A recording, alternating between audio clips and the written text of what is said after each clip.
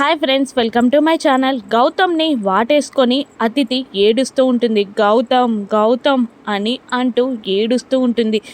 ఇక గౌతమ్ ఫేస్ని తన చేతుల్లోకి తీసుకొని గౌతమ్ చెప్పు గౌతమ్, నన్ను పెళ్లి చేసుకుంటానని చెప్పు గౌతమ్ అని అంటూ వెక్కిళ్ళు పెట్టి అతిథి ఏడుస్తూ ఉండగా గౌతమ్ వల్ల అక్క, అతిథి నువ్విప్పుడు ఏడ్చి మొత్తుకున్నా ఏం చేసినా కూడా ప్రయోజనం ఉండదు. వాడు మాయలో పడిపోయాడు.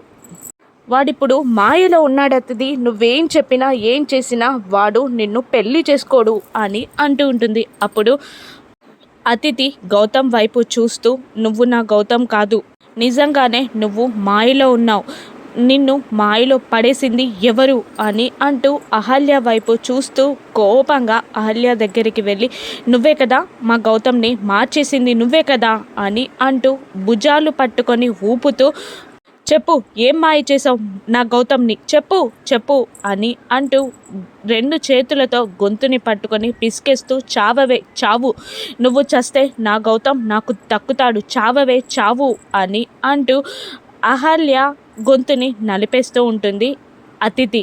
ఇక గౌతమ్ అది చూడలేక అహల్య అంటూ అతిథి చేతుల నుండి అహల్యని లాగేసి అతిథిని దూరంగా నెట్టేస్తాడు.